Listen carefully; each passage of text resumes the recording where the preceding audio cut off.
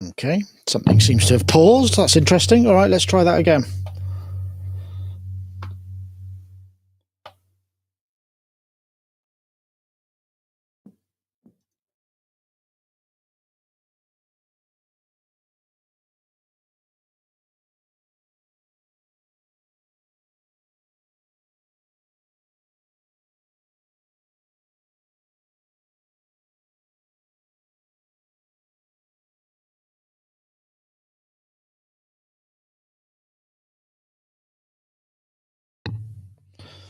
Oh, well, I'll just do it manually. That's a bit peculiar. I don't know what happened there. The intro seems to have balked, but hey-ho, it doesn't really matter. We can get there. Let me just switch everybody on.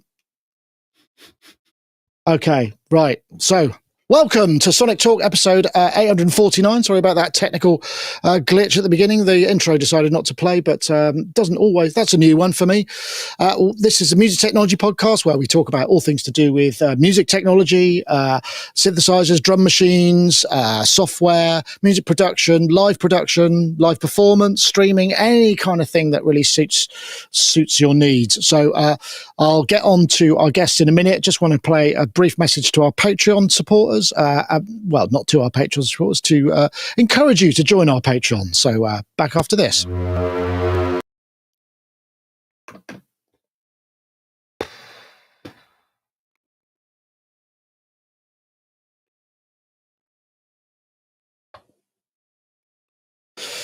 Or not. Okay, right.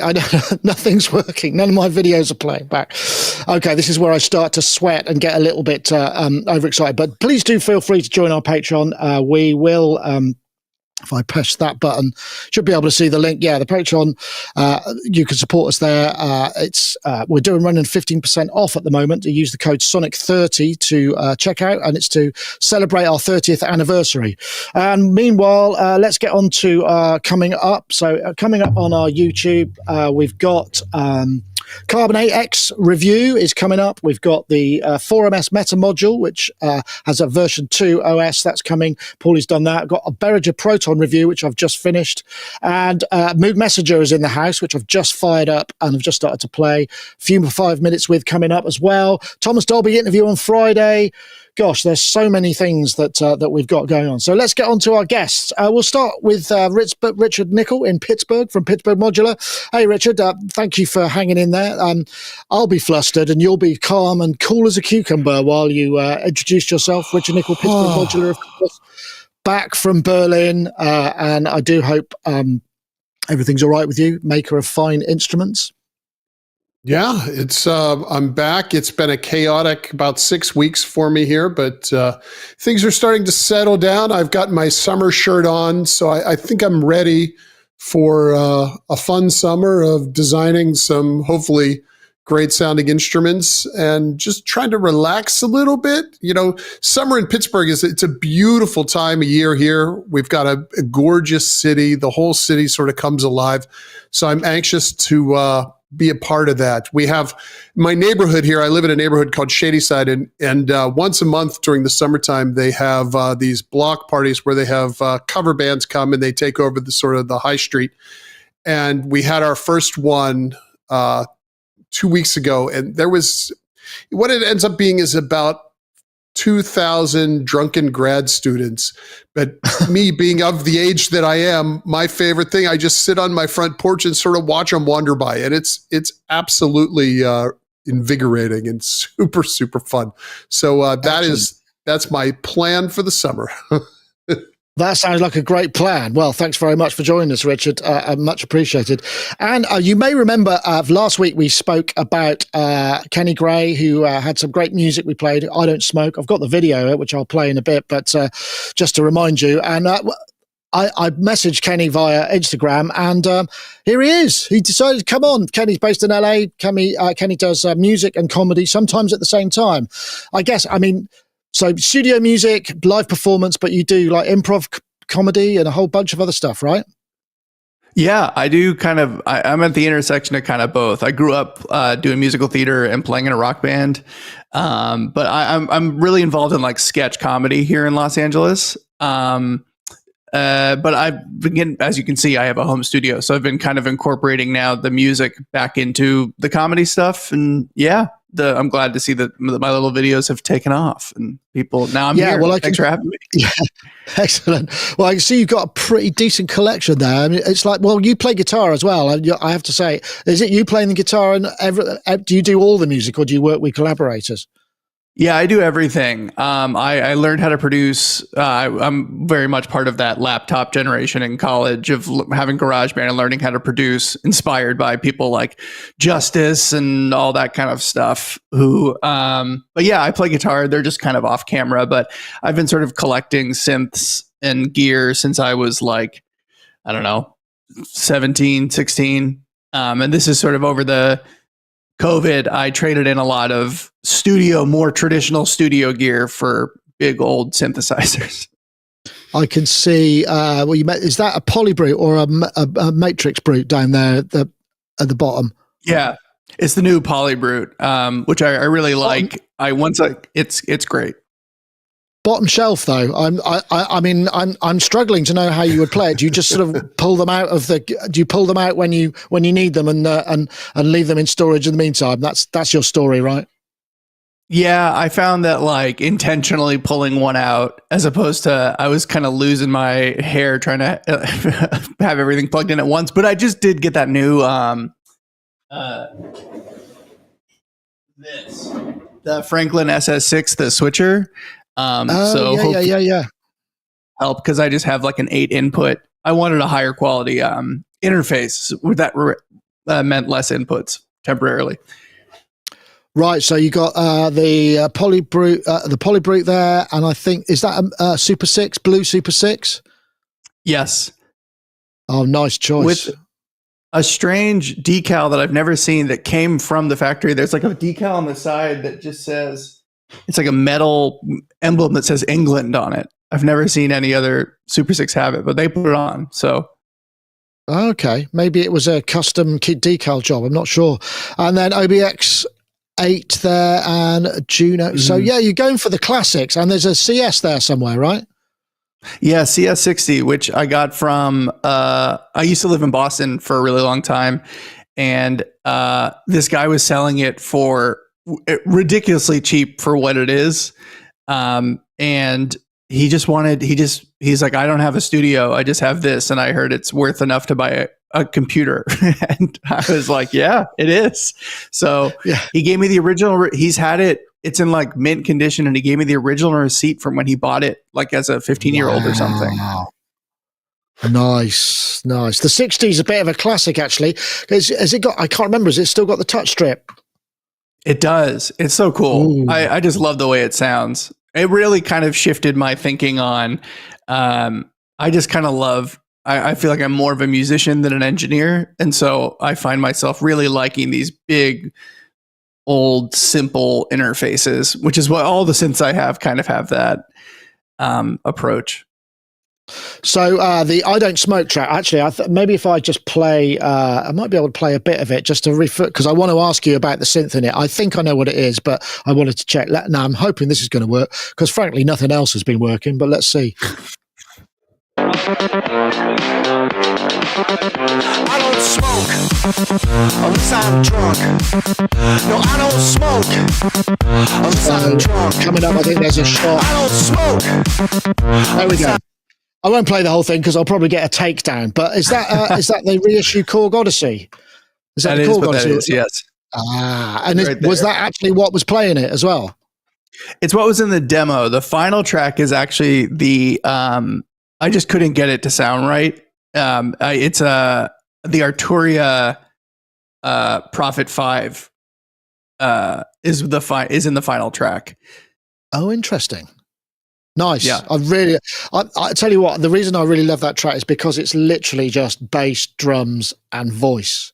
And I really like the sort of thrashy drums you go into in the chorus. I thought it's just great. So how do you write? Do you write in vibes, or do you kind of just build a sound world first and then sort of fit lyrics on top? How does it work for you? It depends. That one specifically, I had watched the Kurt Cobain documentary montage of Heck, and had written those lyrics thinking like, oh, I want to write like a Nirvana type song. And for some reason that the lyrics of that song are what I wrote. And I was imagining much more like, I don't smoke unless I'm drunk, like that sort of. But then as I started to produce it, what popped into my head instantly was that era of like, does it offend you? Yeah. And like Simian Mobile Disco. And I was like, oh no, this is much more like LCD. And yeah, from there, I knew what I wanted to do with it pretty quickly. But I would say I generally approach it from instruments first. It's either lyrics or instruments. It's rarely melody first. Right. It's usually rhythm, some sort of rhythm or a phrase. But I'm not like singing whole melodies into my phone because I'm much more like a producer that like I have like a sound I'm going for and then the melody fits on top somehow. Right. Okay. Gotcha. No, that sounds. I really. You were there, Richard, for last week, but everybody. Yeah, there were a lot of people agreeing with the whole kind of unless I'm drunk kind of aspect of it. So yeah, not a nice vibe to that. And I think that's the case with a lot of your stuff, Kenny. It's just got a really good, the observational part of it really chimes, and then the music kind of supports it. So it's because you cover a load of different styles. I really like your kind of 70s soft metal, 70s hard rock kind of sound as well. That really works for me. I love that. I think it's great. And nice guitar chops, by the way. Really nice. Oh, thank you. Yeah, I'm kind of self-conscious of my guitar playing ability. Not that I'm not. I mean, when you grow up playing guitar, everyone's trying to be Yngwie Malmsteen or just like Shredder. So, yeah, all of those songs came from a personal journey that I kind of went on of listening to artists' discography in its entirety, and so a lot of those songs are directly like, I listened to every single Devo album and then I made a Devo song. I listened to every single Led Zeppelin album and was like, oh yeah, I noticed that they say baby a lot over like their 6 albums. So you kind of absorb and then infuse yourself with it and then write in the start. That's a pretty decent way of doing it. And I guess in a way it's reminiscent of the way the classical composers used to work. There was all sort of references to the current tropes in music and the current sort of styles. But if you can go back I guess you've got the advantage of recorded music, obviously. Okay, right. So there was something. I was going to ask you about what's your guitar path, because it sounds. Are you got like a processor going on it, or do you amp it up and do all of that stuff? No, I just have a Kemper amp modeler. Okay. I for a long time had like a full studio in a room this size of like trying to record amps and stuff, and I just kind of like gave in and realized that I really like to work really fast, and any sort of impedance to that I kind of have removed, because like most of these songs I made in like an hour or two. They just like, it comes out and then it's done. It's more of the prep of thinking about it, and I like to work that fast. So an amp modeler allows me to just like whip through presets and change stuff and just get it in and like triple track super fast. That's really interesting, because I think the Kemper has proved to be. I mean, I know it's gone really big. Lots of big studios and guitarists use it. I know there's loads of them in Nashville as well, because they've got all of these kind of reamping situations. And the Kemper, it's so there are so many different flavors and models for it. That's really taken off. And they haven't released any. I mean, they keep updating the firmware, but they haven't actually released anything. I mean, that came out, I don't know, it must be nearly 10 years ago, and it's still a kind of standard. Do you mix in that hour as well? Is it like finished, or just sort of written and recorded finished? Yeah, written and recorded finished. The mixing is usually I have to like come back the next day and listen to it with fresh ears. But a good amount of those videos were made in a day or 2 days. But yeah, I like to work. I mean, I keep it pretty simple. I try and my philosophy is sort of to like produce in a way that makes mixing simple. Right. To have to arrange in a way where it's like, well, the bass is the bass, the whatever is the whatever. But I mean, I just throw I use a lot of Good Hertz plugins. I don't know if you've heard of that company. I've heard of them. They're associated with the group Wolfpack. and they have a thing called a Wolf compressor, and I just put that on the master and a limiter, and it sounds great. And that's kind of it. It's got that sort of tape. It's got a real sort of tape vibe, hasn't it? And I particularly like your kick drums really sit nicely below everything, and that's always quite hard to do. So I guess you got decent monitoring for that, right? Thank you. That's a personal obsession of mine. I went to when I went and saw Justice when I was like 18. The way the kick hit me in the chest. It's like a place that it's like, okay, it's the top of the chest. It's like 90 and 100. And it's like, it hits right there. And like LCD too, the way that the kick hits and cuts through. Gesaffelstein as well, these other artists, where like the kick just like cuts through and hits, and it's not low and round. It's like kind of high and tight and punches you. I like the physical sensation of a kick, like thwacking you in the chest. So, and of course, you can still hear it on smaller mobile if you're a little bit further up in the world. There, I mean, there are so many tricks, aren't there, for sort of driving the front end so that that comes up into the frequency spectrum of like tinny phone speakers and all that kind of thing. Yeah. Oh wow, Rich. Imagine the creative cycle of being able to work so fast and just come up with. I mean, when working sort of synthesizer stuff, do you have an outlet for that? Because I know you record as well and make music, but can you work fast when you're doing that stuff?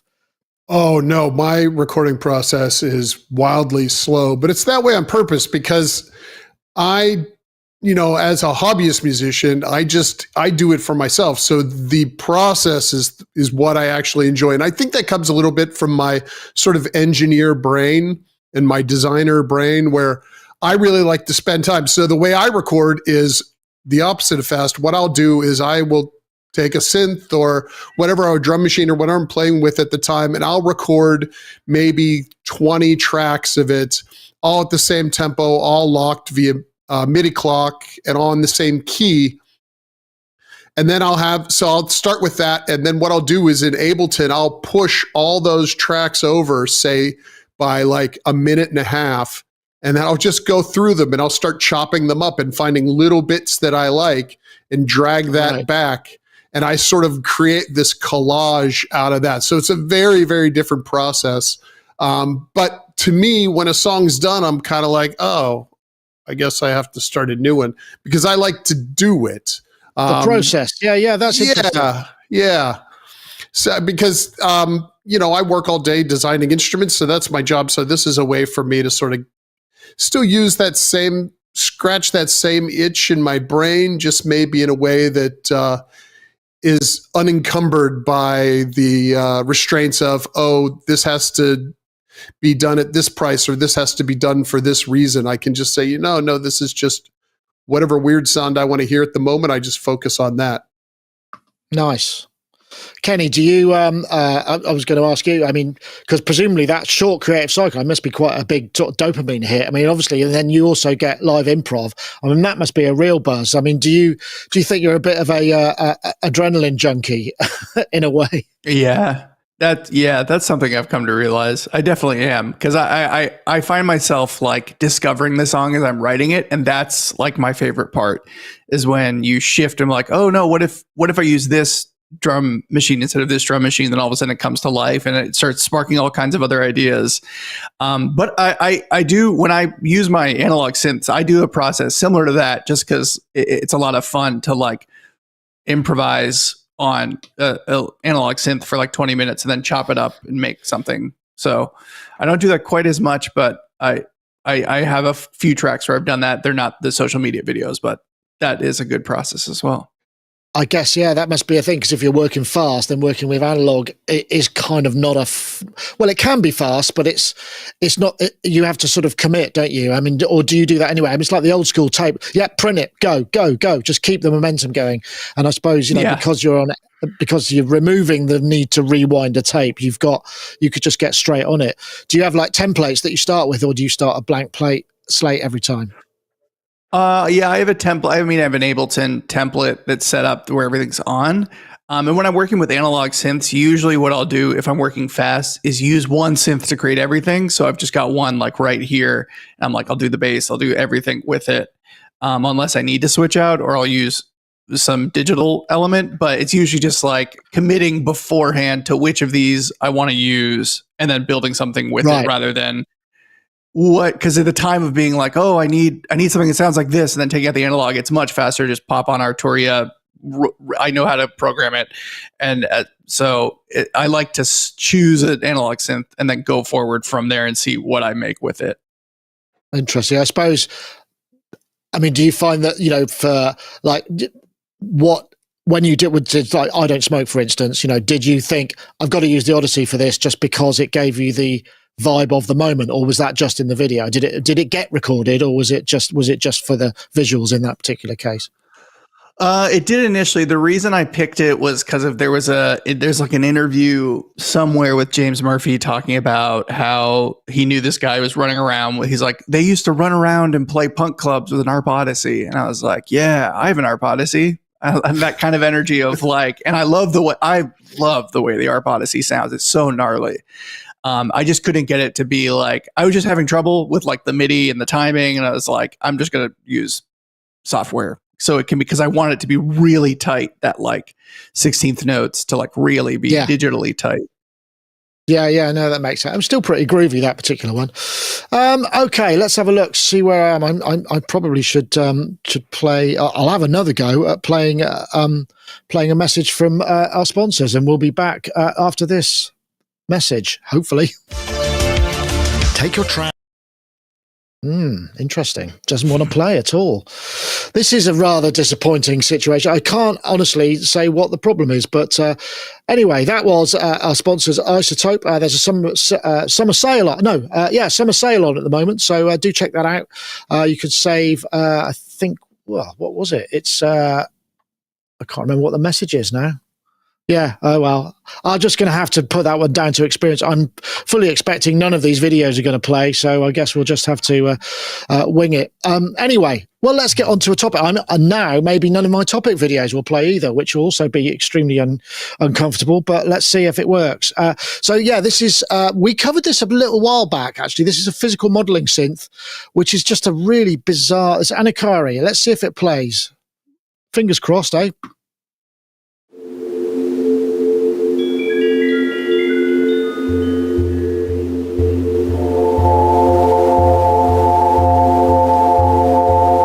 This is a bonkers idea where you basically make your instrument out of springs and balls and microphones and cameras, like 3D.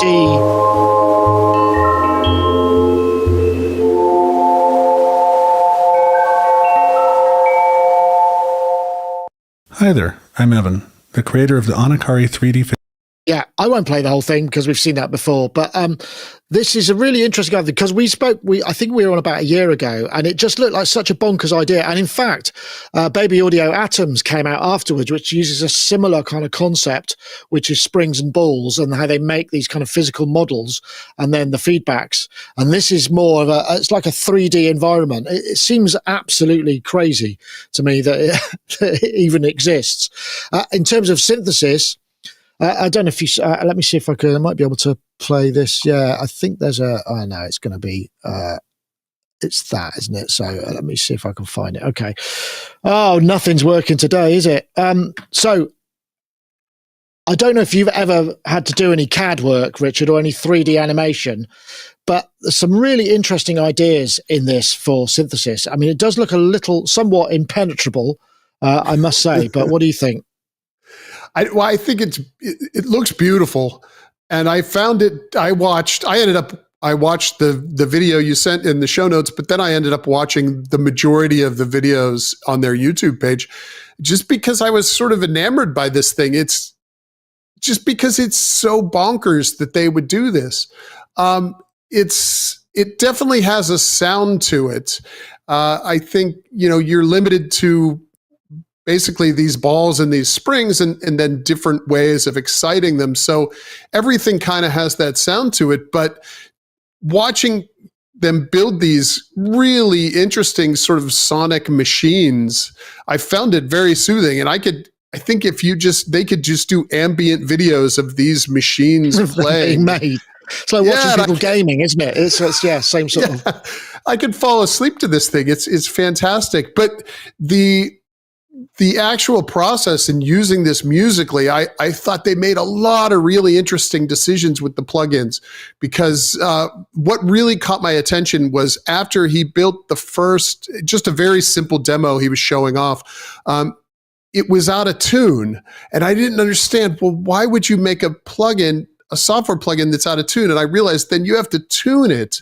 And that just opens so much creative potential for being off or a little weird or sort of out of the realm of what most plugins allow you to do, because most plugins are very on the rails. And to give you something that's so far off, I thought it was really, really interesting. My only concern with this was a lot of the videos I was watching, there's a CPU meter up in the upper right-hand corner of the software. Yeah. And it was almost pegged in all of the videos. And that concerns me, but then it was on a Mac, so I didn't know, well, is that one core that's maxed out, or is that all of it? So, but that aside, this thing was really, really neat. And I suspect I'm going to end up downloading it and spending some time with it this weekend. Yeah, it's 50% off at the moment, $70. So, I mean, for a whole new, I mean, I don't know. It sounds like something that might be a bit of a time set. What I thought was actually, it would be the sort of thing that would be really great to program with like a headset in 3 dimensions. So you're in it making it rather than having to kind of navigate the whole space. I know, does this sort of sound type thing appeal to you, Kenny? Yeah, I sort of like, I mean, it depends. It depends on how difficult it is to get started with it.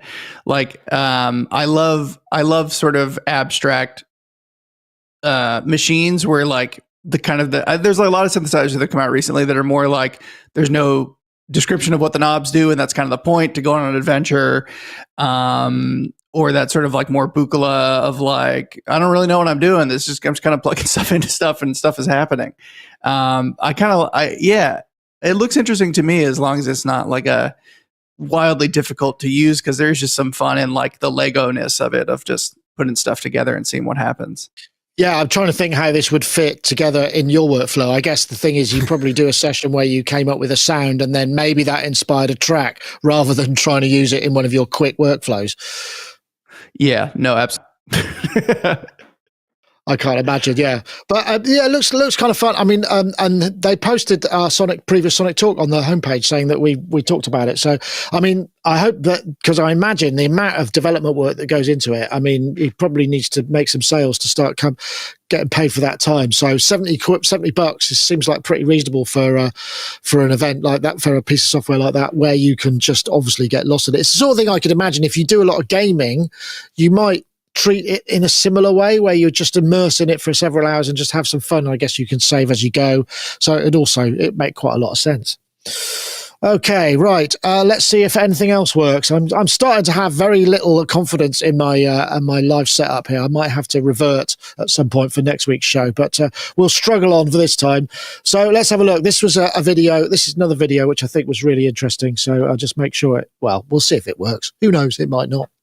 So this is the core of the Air Sound. Solina, Rhodes, sound design, electronic, and bass, P-bass. Yeah. And we were smoking a lot. That was also the idea, of to record music that will be like a frisbee that will never touch the sound. So kind of concept album. This is really interesting. This is Tape Notes. It's who also make a really interesting app, which is like a songwriting app that you can make markers and collaborate and stuff. So well worth checking out in the link. This was Nicolas Godin, part of Air, talking to them about what went into making Moon Safari. I don't know. I'm suddenly realizing that maybe Kenny might be a bit too young to even know what the references is for this, but I'm gonna hang in there. But Moon Safari, Air was just massive. It was like the precursor of the whole Daft Punk thing, really, wasn't it? It was that sort of French stylistic pop that became so prevalent. It was a real sort of summer album, that. But what was really interesting about this is Nicholas is talking to him, basically they use a Fender Rhodes, a Mini Moog, a P-Bass, and a Selena. and one microphone, which was the 414 and one amp. He may have said what it was. And I just thought, what an interesting idea. That's sort of limiting the sonic palette and yet coming up with all of this. I just thought it was a very interesting insight into the way things went. I know. Tell me you've got a track that's inspired by Air, maybe. And that maybe you should. Yeah. Air just re-popped up into my music world because of the producer. I don't know if it's Vegan or Vegan. It's Vegyn. They just did a remix of that entire album. I think in celebration of the 20-year anniversary, and it's really well done. I think the thing with Air is that kind of cool vibe. I don't know if I have anything that is directly referencing Air, but they're definitely in there. There's actually, I'll shout out, there's these two guys called Defender who made an album, I don't even know when, maybe 8 years ago, 10 years ago. It's just two dudes who in their living room very similarly made an album, and it sounds exactly like Air, and they did it with almost nothing. And these guys are not, I mean, this album has 500 plays on SoundCloud. It's amazing though. Right. I shout it out every time I can, and they're heavily inspired by Air. That sounds really good. I like the idea of the limitation. I know, Richard. I mean, that one of the comments in it was the album that you used to make out to when we were all younger. You know, it's a very sort of put something on, turn the lights down, and get mellow. You know, he did also say, I think in that line he said, "Yeah, we did this and we were smoking a lot," and I'm assuming they were probably high because it's got a very sort of mellow vibe. But I mean, great album, and I didn't realize how simple it all was. Yeah, I have sort of two comments on this stuff. And I watch videos like this all the time where they sort of break down classic albums.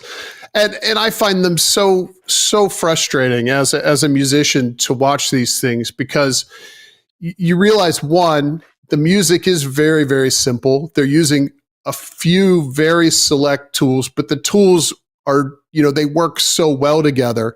And two, the music is beautiful because it's so simple, which I think I come from the world of, this song isn't working, let me put something else on top of it. And I just keep adding and adding and adding. When you end up with 100 tracks of it sounds just as bad as it did before, but now you've filled up the entire frequency range.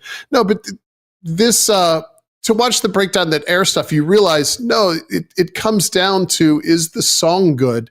Is it good? And they had such a good vibe with that stuff, and they really leaned into those instruments in a way that allowed them to showcase them. And remember, when that album came out, those were not popular instruments. People weren't using the Selena anymore back at that point in time. People had long since moved on. So this is another case of, you go and you get the cheap stuff from the used store and you make something with it. It just happened to be absolutely stunning, beautiful album. Yeah, I think the ensemble phaser, I don't know if it was the Selena, whether that was on board or it was probably another piece of hardware. I don't know. It's interesting. I mean, do you work fast, Kenny? I mean, do you limit yourself to a certain number of instruments and layers? And if you can't get it across in that, then, do you rethink it, or do you kind of bash your head against the wall until it works? How does that work for you?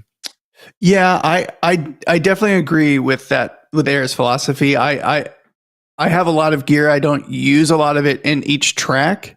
I very much like limiting the palette and scope in that way. I find myself using the same kind of tools over and over, like the same series of plugins, but definitely the sound of it depends. I do have a tendency to over layer to make things big. But that's because I like that sound. But I do end up writing more and then stripping back to a few elements, because I do think there is a simplicity in it, unless you're going for soundscape or maximalism or anything like that. But generally, I find myself scaling back more than adding on, if that makes sense. Yeah, I guess. I mean, I would say that perhaps you layer quite maybe more guitars than synths from what I've heard of your stuff. Because I mean, I noticed there's some really interesting things where you've got like you do the stereo thing, and you know, there's sort of some classic production techniques you put into that. So I suppose would you do that afterwards once you splurge the song out to sort of increase the candy, as it were? No, you know what I do. It's kind of all fused. So when I record the guitars, I record them left, right, center from the jump, to get that sort of big, wide, because I grew up listening to like 80s rock and love that. Mutt Lang, yeah. Yeah, just that huge wall of guitars sound.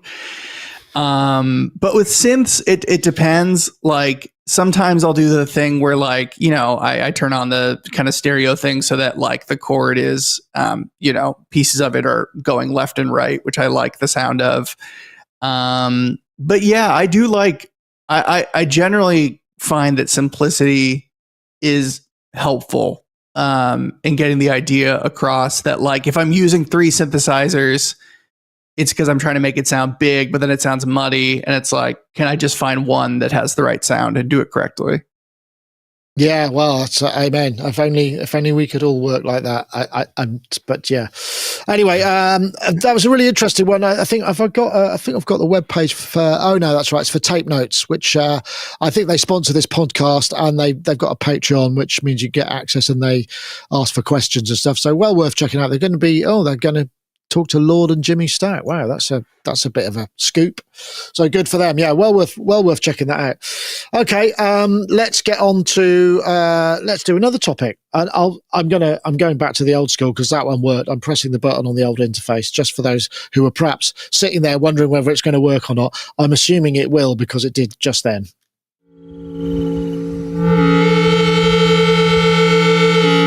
Gene GX, which is an analog 21 voice polling of all things, multi-timbral, just custom plate.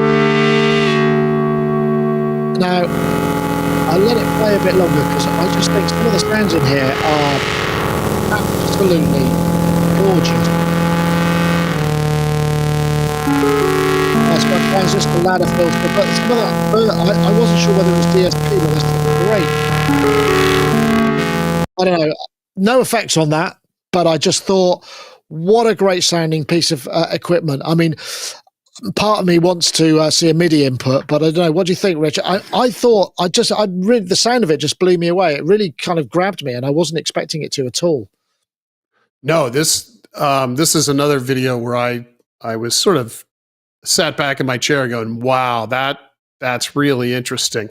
In the description for the video, it said it's 21 oscillators in there, and you can hear it. I can't imagine what that thing is like to tune with 21 analog oscillators, especially because based on their earlier instruments, if they're using the transistor-based oscillators that they've used in the past, I'm guessing you have to manually tune all the 21 of those oscillators, but the sound is just raw electricity, that sort of ripping, sort of tearing sound that they get out of that. It reminded me of the Game Changer Audio, the plasma module, where it just sounds like you can feel and hear the electricity sort of ripping through the thing, and just there's so much power in that. And for a little box, I was really, really impressed with it. And the user interface seemed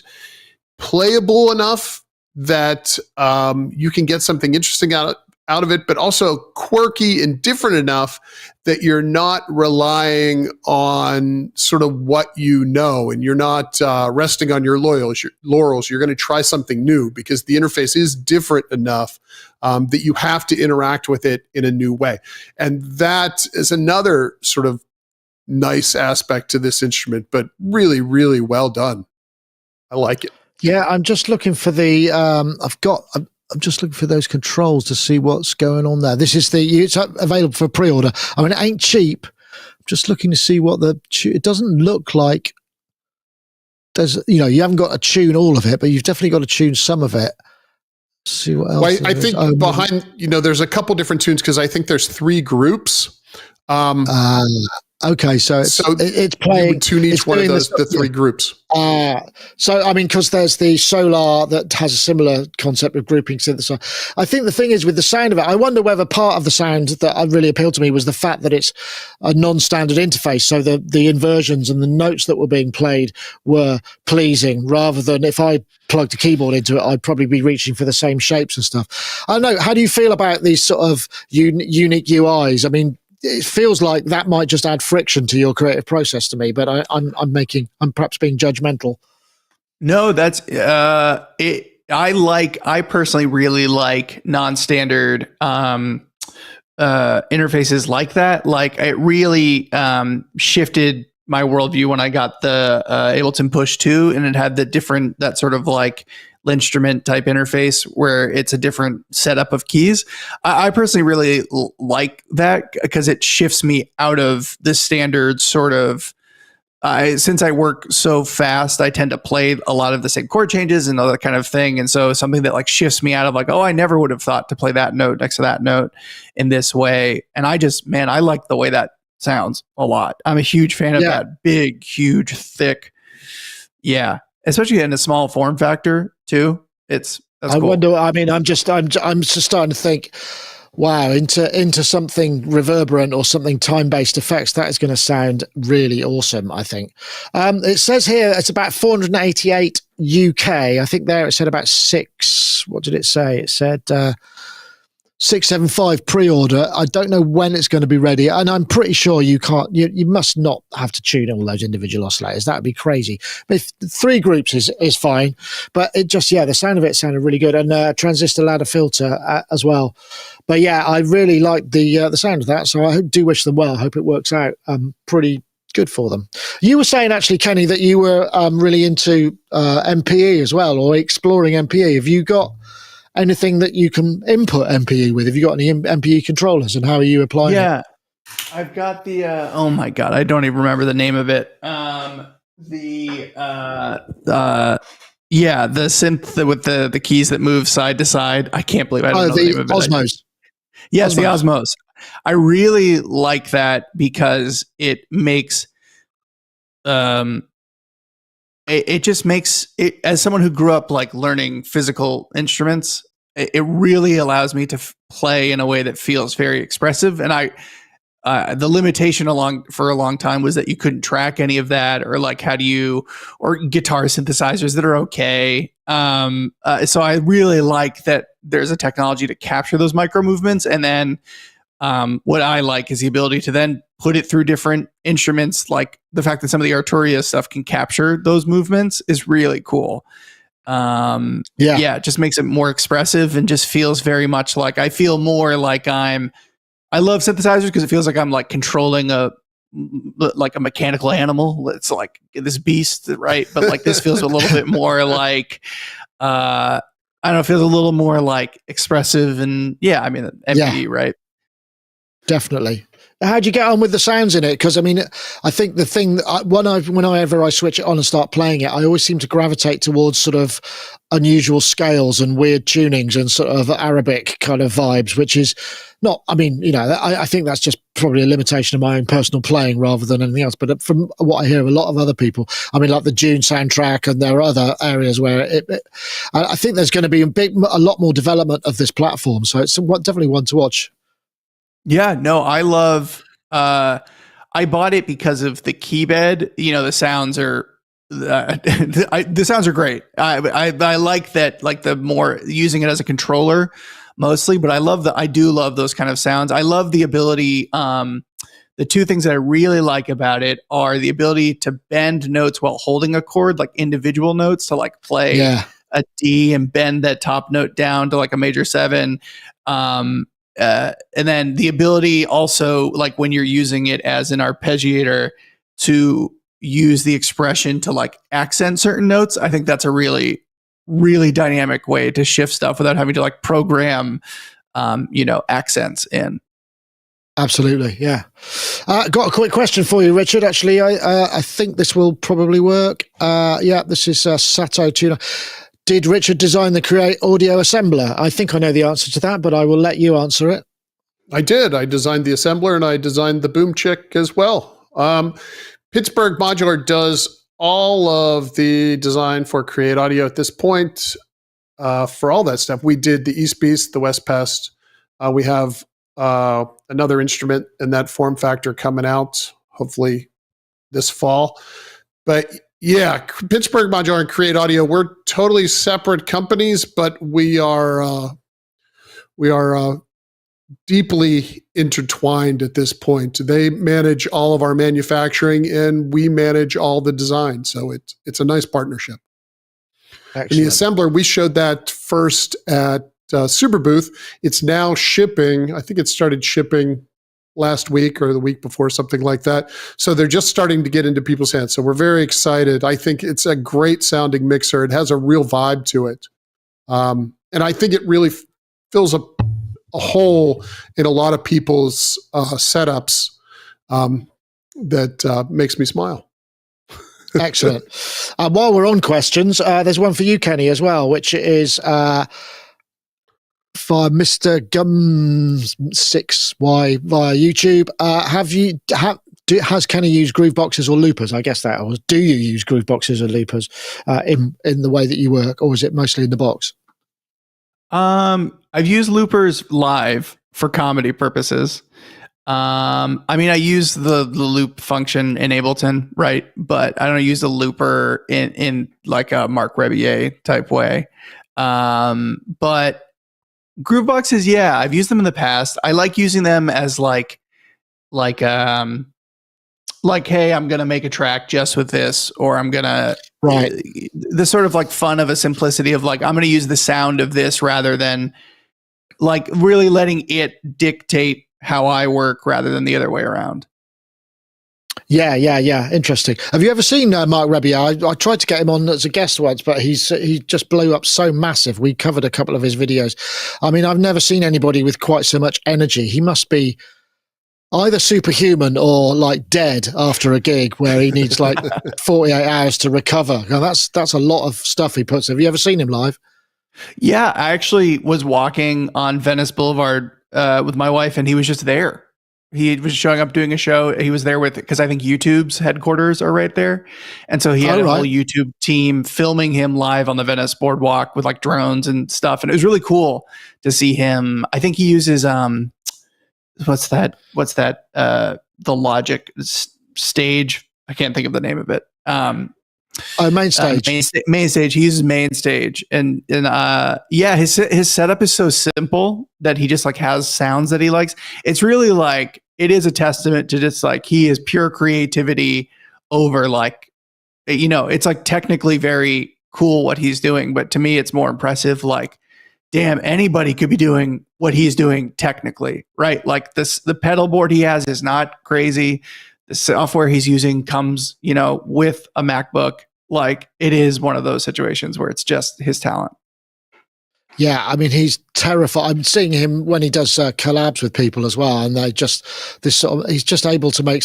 I think the only thing counts against him possibly getting even bigger is the fact that he's so profane, which I quite enjoy, but I imagine it limits his audience to a degree. But I guess that's just the way it goes. Okay, I'm just going to play or attempt to play a message from our other sponsor. I'll be back after this. I know right away when it's good for me because.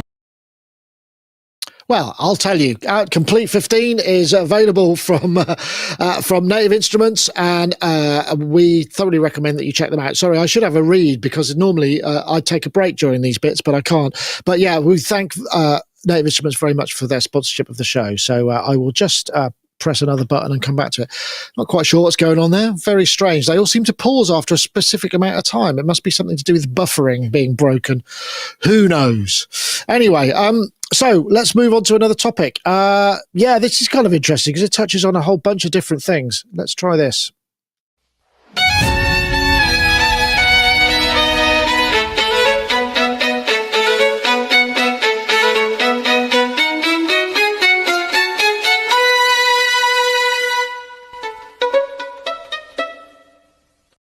Yeah, I won't play the whole thing. I mean, that's what I always say, and I've been unable to play the whole thing most of the show, so I suppose I didn't need even to say that. But this is really interesting. A Studio is something that we've seen before. I know, I think we've covered it before because they do vocal replacement and vocal kind of generative vocals from MIDI input notes, so you could sort of sing badly into a DAW, have pitch to MIDI, then put it in A Studio and have one of their voices kind of sing in a way. You've got quite granular control over it.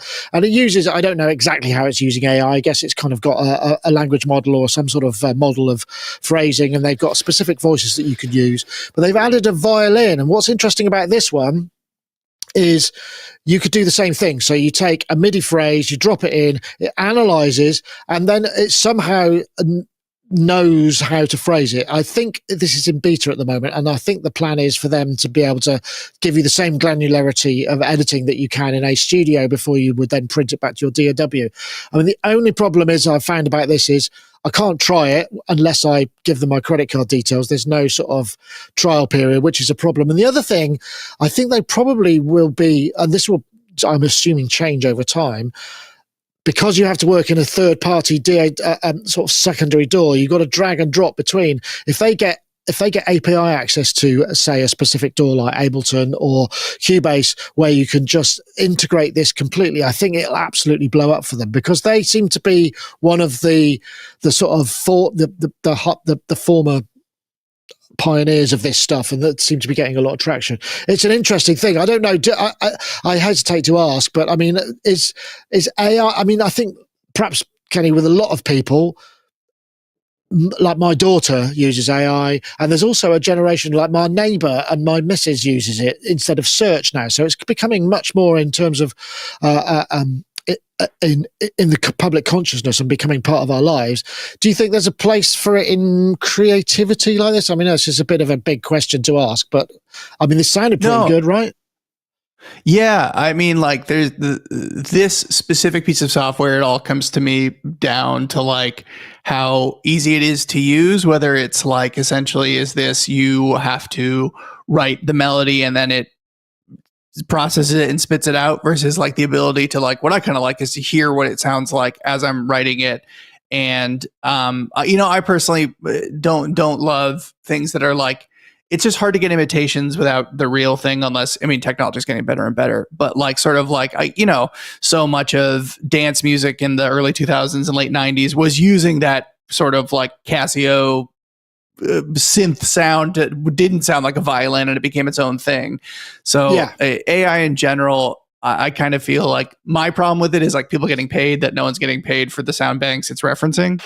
But as far as the use of it, I mean, it's like, it feels similar spiritually into like the complaints people had against drum machines and stuff, where it's like, well, this is gonna write. It's a tool. Like, I've used AI for like comedy stuff. It's so fast. It's fun. It has its own sound. It's not the same as doing something else, but you know, it all depends on, I don't think I would ever use it, to, like, not instead of musical knowledge. Like, I still think like the ability to be able, the knowledge of like hearing what's in your head and being able to play it physically on an instrument, I think is invaluable. Yeah, just from the instinct is completely different. Yeah, a craft standpoint. Yeah. Yeah, absolutely. It's interesting. This actually, one of the big pitches, which I think is actually, they could be onto something as well, is imagine the amount of gigabytes you might download to have a solo violin library that had all that phrasing in it. And the idea is, with this, you could take a line and have it rendered in a convincing solo violin voice. I mean, I suppose, you know, you'd have to talk to somebody like Ty Unwin, who's a media composer that was a regular guest on here, to say what I mean, he hates AI, but whether the articulations that it suggests would suit what you did. I imagine not. It would be like, yeah, really nice, but apart from I need this or that. I know, which is an interesting idea, just the idea of sort of replacing sample libraries, where you just go, I need a piccolo trombone, if there is such a thing. Take these notes and play it that way, you know, for this sound. I write the music, but I want the voicing to be generative, which could be an interesting concept, right? Yeah, I think, you know, this is the sort of next generation of sampling. That's the next generation of audio processing. I think we're seeing the very, very beginning of this now in the violin, and they've done other plugins that have, or other software that does voices. And is it perfect? No, but I think if anything, they should lean into the idea that it's not perfect a little harder. On my album, I sampled a saxophone, and then I ran it through some plugins to give it sort of, that were adding sort of carpless strong, because I wanted it to sound more synthetic, and I wanted it to sound like the saxophone was sort of tearing apart and falling apart.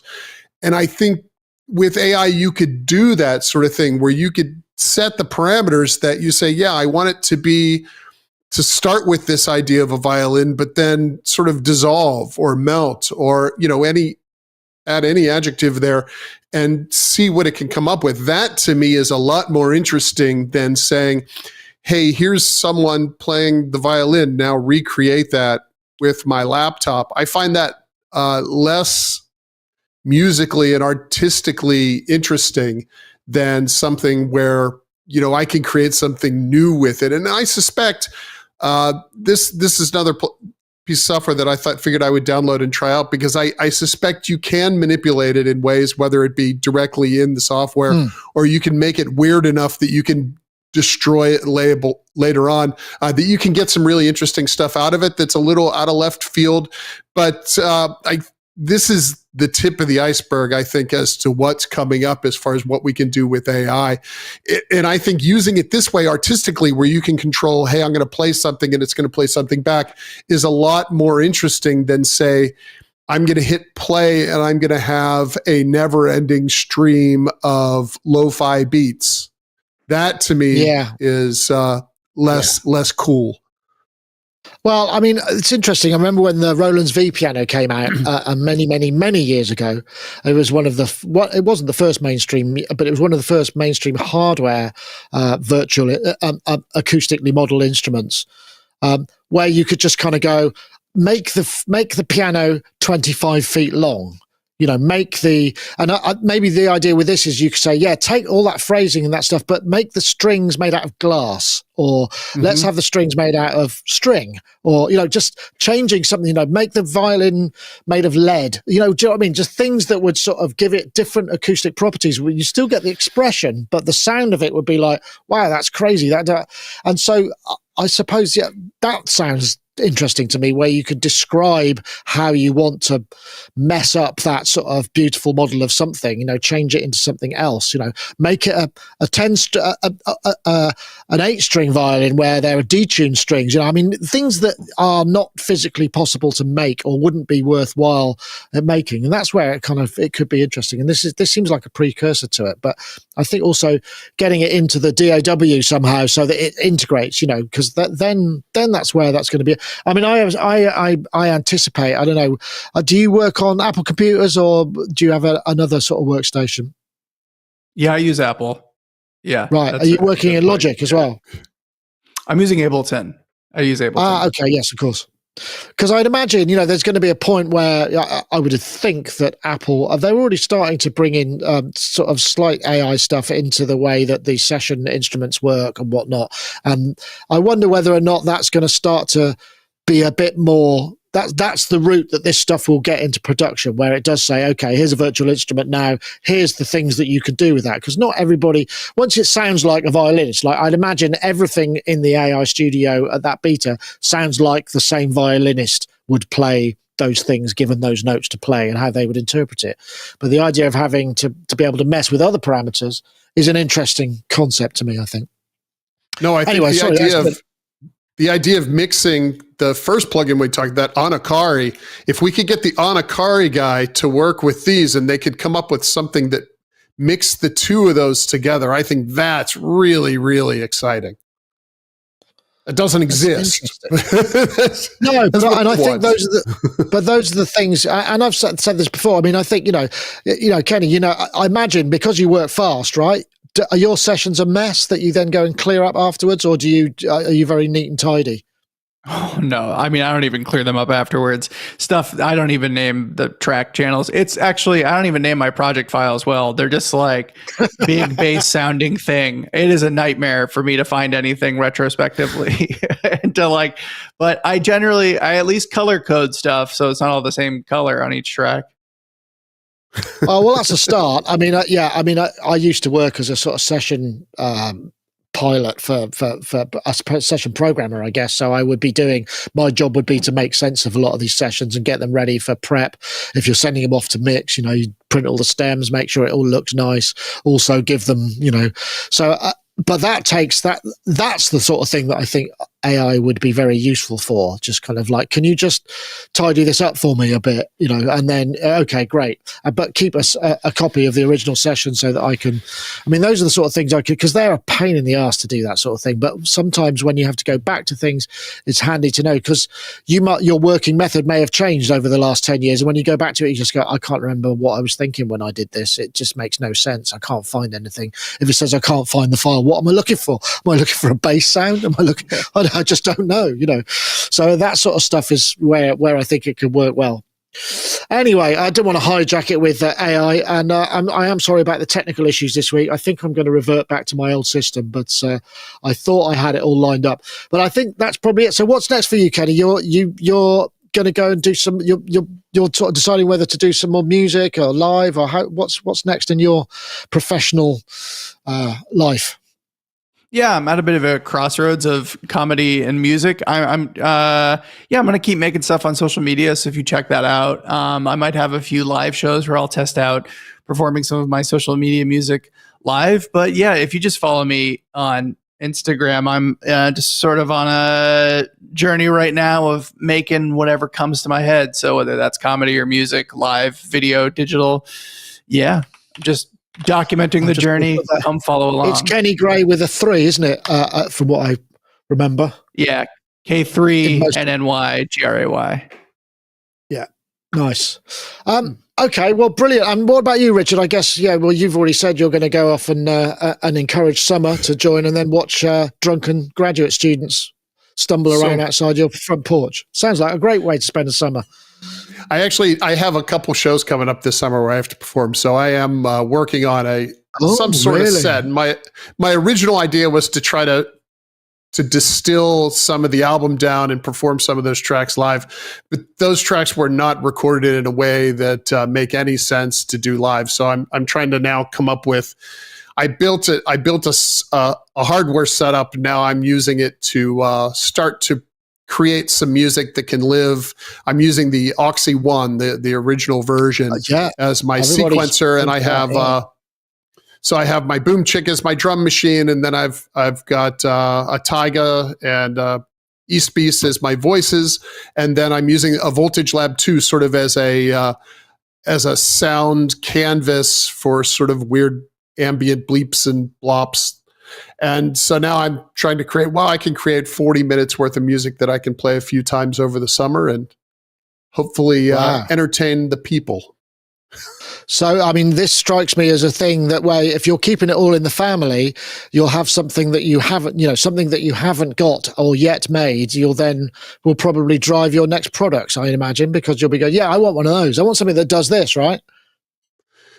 Yeah, well, I'm in this setup. I do have a couple things that aren't released yet, and I'm using them in sort of as a way to test them and make sure they work. I sit and design stuff all day, but I don't spend as much time with it as I want to. So projects like these are a great way to say, okay, I have this new thing. I really need to dig into it, not as a way to try to solve problems, but as a sort of from the head of a musician where I'm like, okay, I just want to make music with this. And then, I'll jot down all the frustrations I have with it and pass it along to whether it be a software issue or a hardware issue. But at this point, all that stuff's pretty well ironed out. I've just been able to use it as a musician, which is great because using gear that I get to design to make art, it puts a special kind of smile on my face. It really makes me feel proud of not only the music that I'm making, but how I'm making it. And that's pretty cool. Nice. Well, I think at this point we'll bring the show to an end. Thank you so much for joining us, Kenny. It's been a pleasure. Hope you have a great summer in LA, and perhaps we'll have you on again. I'll send you out the topics, and if anything takes your fancy, come and join us. That's it for Sonic Talk this week. See you next time. Take care, everybody. Bye-bye now.